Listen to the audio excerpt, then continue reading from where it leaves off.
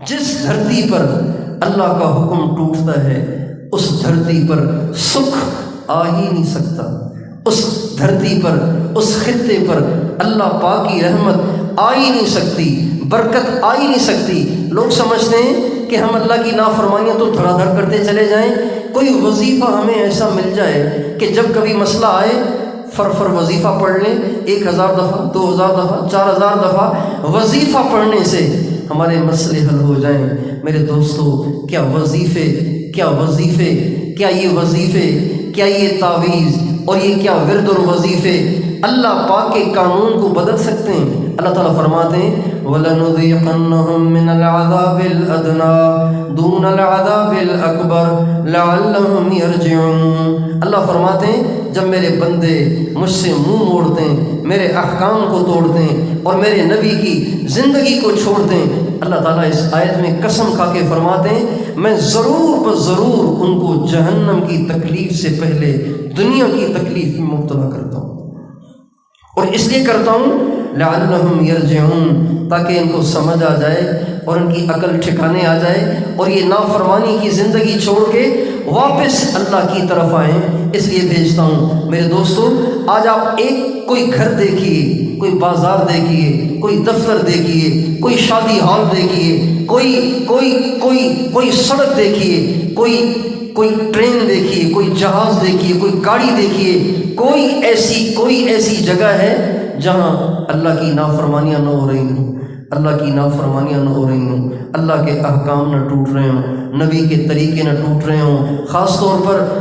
جب سے یہ بڑا موبائل آیا ہے تو اس کم بخت نے ہمارے گھروں کا ستیہ ناش کر دیا، ہمارے معاشرے کا ستیہ ناش کر دیا، ہماری نوجوان نسل کا ستیہ ناش کر دیا کہ بے حیائی اور بے پردگی اور فحاشی اور عریانی، اس کو لوگ عیب ہی نہیں سمجھ رہے، اس کو لوگ برائی ہی نہیں سمجھ رہے، اس کو لوگ برائی نہیں سمجھ رہے۔ اللہ تعالیٰ فرماتے ہیں والذین یجتنبون کبائر الاثم والفواحش، جو لوگ بڑے بڑے گناہوں سے بچتے ہیں، بڑے بڑے گناہوں سے بچتے ہیں۔ اچھا، بڑے گناہوں میں زنا بھی آ گیا، ننگی فلم کو دیکھنا بھی آ گیا، اور عورتوں کو دیکھنا بھی آ گیا، گالی گلوچ بھی آ گئی، چوری اور ڈاکہ بھی آ گیا، شراب پینا بھی آ گیا، ماں باپ کی نافرمانی بھی آ گیا۔ کبائر میں سارے کبیرہ گناہ شامل ہو گئے، لیکن آگے اللہ تعالیٰ فرماتے ہیں والذین یجتنبون کبائر الاثم والفواحش، جو لوگ کبیرہ گناہوں سے بچتے ہیں، خاص طور پر بے حیائی کے کاموں سے بچتے ہیں۔ اس سے پتہ چلتا ہے اللہ تعالیٰ کو شدید غصہ ہے کبیرہ گناہوں میں سے بھی، زنا سے، بدکاری سے، بے حیائی سے، عریانی سے، فحاشی سے، اللہ کو کبیرہ گناہوں میں سے بھی سب سے زیادہ نفرت ہے۔ آپ دیکھیے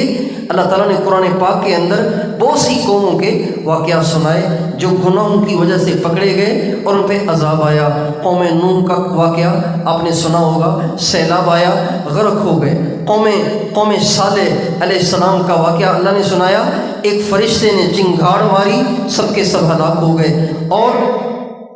اور حضرت حود علیہ السلام کی قوم عاد، یہ متکبر تھے، بت پرست بھی تھے، متکبر بھی تھے، بت متکبر بھی تھے، اتنے بڑے بڑے دعوے کرتے تھے کہ یوں کہتے تھے کہ خدا سے بھی زیادہ طاقتور ہم ہیں۔ من اشد منا قوتاً، حود علیہ السلام سے کہنے لگے ہم سے زیادہ طاقتور کوئی ہو سکتا ہے جس کی تو ہمیں دعوت دیتا ہے؟ اللہ تعالیٰ نے ہوا کو بھیج دیا اور ہوا کے ذریعے سے ان کی جڑیں اکھیڑ دیں، ان کا نام و نشان مٹا دیا، ان کی نسلوں کو مٹا دیا۔ تو ان قوموں کی نافرمانیوں کی وجہ سے اللہ تعالیٰ نے ایک عذاب بھیجا اور ان کا کلا کما فرمایا، ان کی جڑیں کاٹی، ان کا نام و نشان مٹایا۔ لیکن اللہ تعالیٰ نے قرآن پاک کے اندر ایک اور قوم کا واقعہ بتایا ہے، جس قوم میں بے حیائی تھی، فحاشی تھی، عریانی تھی، وہ شہوت پرست تھے، وہ شہوت کے پرستار تھے، ان کی شہوت ایسے بھڑکتی تھی کہ وہ جائز ناجائز کو نہیں دیکھتے تھے، بلکہ جہاں کہیں ان کا جی چاہتا وہاں اپنی شہوت کو پوری کر لیا کرتے تھے۔ اللہ تعالیٰ نے ان کی ہدایت کے لیے حضرت ابراہیم علیہ السلام کے بھتیجے حضرت لوط علیہ السلام کو بھیجا۔ انہوں نے آ کے ان کو سمجھایا، بہت سمجھایا، لیکن ان کو سمجھ نہ آئی۔ اللہ تعالیٰ نے ان کو ساری قوموں سے زیادہ نرالے طریقے سے، خوفناک طریقے سے پکڑا اور ایسا عذاب بھیجا، ایسا عذاب بھیجا، ایسا عذاب بھیجا کہ ایسا عذاب نہ ان سے پہلے کسی پہ آیا نہ ان کے بعد کسی پہ آیا۔ فرشتہ آیا، ویسے کسی قوم کی ہلاکت کے لیے اللہ تعالیٰ ایک فرشتہ بھیجتے ہیں، ایک فرشتہ آتا ہے اور ساری قوم کو ہلاک کر دیتا ہے۔ لیکن لوط علیہ السلام کی قوم جو بے حیا ہو گئی تھی، بے پرد ہو گئی تھی، شہوت پرست ہو گئی تھی اور عریانی میں مبتلا ہو گئی تھی، اللہ تعالیٰ نے اس قوم کو ہلاک کرنے کے لیے 4 فرشتے بھیجے،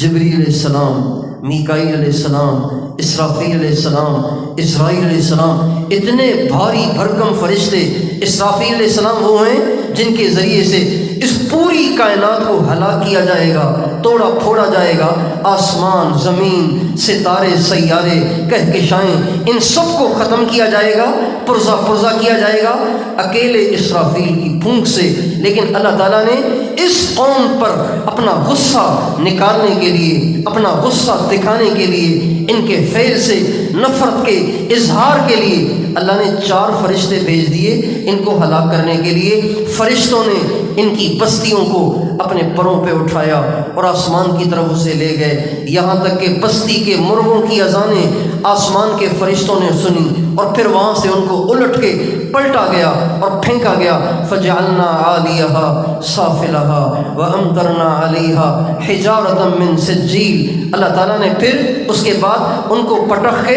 ان پہ پتھروں کی برسات بھی برسا دی، پتھروں کی برسات بھی برسا دی۔ اتنی بڑی سزا اس قوم کو اس لیے نہیں ملی کہ وہ بت پرست تھے، بلکہ اس لیے ملی کہ وہ قوم بے غیرت ہو گئی تھی، بے حیا ہو گئی تھی، بے پرد ہو گئی تھی۔ آج انٹرنیٹ کے ذریعے ساری دنیا میں اسی اسکیم کو چلایا جا رہا ہے، اسی مشن کو آگے بڑھایا جا رہا ہے، اسی ماحول کو بنانے کی کوشش کی جا رہی ہے۔ اور یہ ہمارے بھولے بھالے بچے اور یہ ہماری بولی بھالی بچیاں انٹرنیٹ کے شوق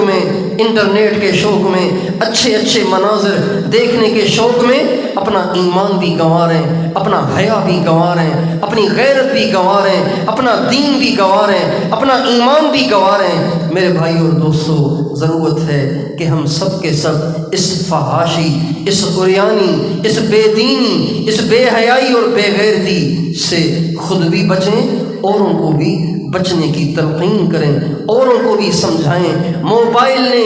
وہ کارنامے سر انجام دیے ہیں صرف 20 برس کے عرصے میں کہ 200 برس میں بھی وہ تباہی نہیں مچی جو 20 برس میں اس موبائل نے مچائی ہے۔